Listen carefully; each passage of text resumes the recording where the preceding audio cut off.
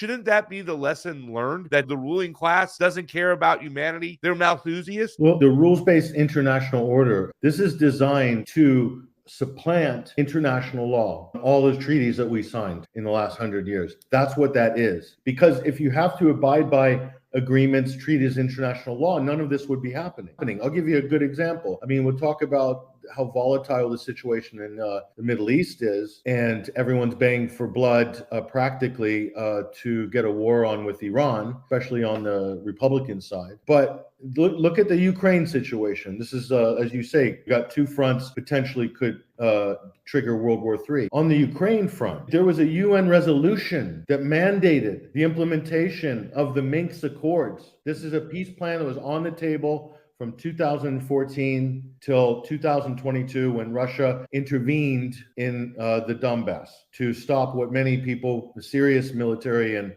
geopolitical observers, believe was a massacre waiting to happen that would have probably put that region into a turmoil anyway. Yeah. And France and Germany, France being a UN Security Council a member, and Germany, a leading EU country, they were the guarantors of the Minsk Accords, and they're on record as admitting they sandbagged it to give time for NATO to arm Ukraine up to NATO standards and prepare for the war that was coming, and they knew it was coming because they did everything possible in Brussels and Washington and London to make sure that Russia intervened in the way they did, because they had a sanctions package prepared, and they were prepared for what we've seen roll out now. And this is why also Boris Johnson and Britain and US people intervened to stop the Istanbul peace agreement. So all this high talk about democracy and Putin's war of aggression and the autocracy versus the democracies, this is the new